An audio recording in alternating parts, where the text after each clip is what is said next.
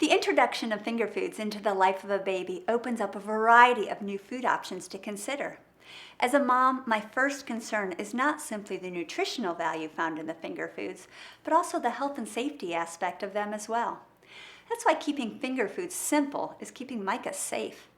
Avoiding any item that might create a choking hazard is a priority at this age. Even though Micah has some teeth, it's important that the texture of his finger foods be very soft so that he can gum the foods. And if I question whether a particular food item is safe, I'll test it by placing it in my mouth. I want to know if this food source will dissolve, melt, or break up into small pieces without chewing it. If it doesn't, then I'll wait until Micah's a year old before offering it again. There are a variety of finger foods for babies Micah's age. For example, I've already introduced him to small pieces of cut up banana, a variety of simple cereals, and some wafer-type crackers. Eventually, I'll add to his diet well-cooked peas and green beans cut in very small pieces and small bites of well-cooked potato or even mashed potatoes. Although obviously, mashed potatoes not a finger food, but I'll come back to that in a moment. Baby food manufacturers also offer a variety of finger food assortments for stage 3 and 4. Your baby's pediatrician should have a recommended list of age-appropriate foods, so make sure you check with him or her for that list. While these are all good starter finger foods, there are some food types that are off limits for a baby until they're at least a year old or even older. We touched on a few of these in our last visit, but here's a list of the more common ones. First, no egg whites before your baby's first birthday. No nuts or peanut butter. No uncooked vegetables like peas. No raw celery or carrots. No whole cherry tomatoes or whole grapes.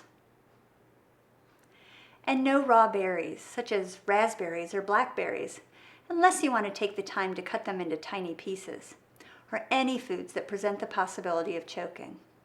And there's one final note related to solid foods at these later ages. Keep in mind that as your baby's diet changes, the consistency of his or her stools will change and become firmer. This is usually accompanied with a change in color. Now, normally a change in color doesn't necessarily mean a problem, but it's reflecting the type of food that your baby's receiving. Beets will turn stools red and peas will turn them green.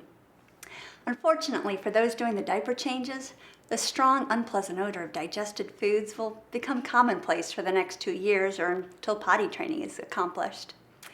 Now, let's go back to the potatoes. As I pointed out earlier, the small pieces of potato are finger foods, but mashed potato is not.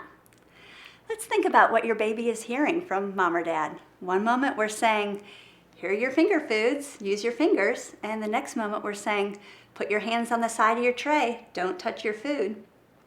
What is created are two conflicting sets of instructions, but they can be easily handled with the following 2 suggestions.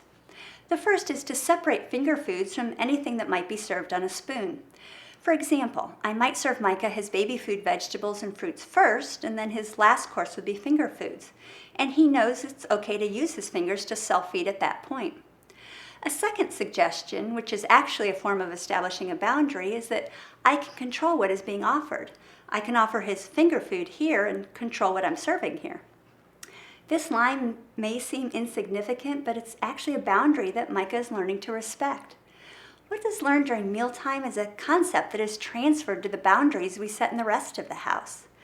For Micah is responding to verbal instruction, and at 10 months of age, he has a growing understanding of his boundaries. What I've learned as a mom is that at this age of Micah's life, everything is connected. It's all part of the ripple effect of your purposeful training. We hope you enjoyed this video. Please like and subscribe to see more, and check out the growingfamilies.life website to find more resources and to get connected.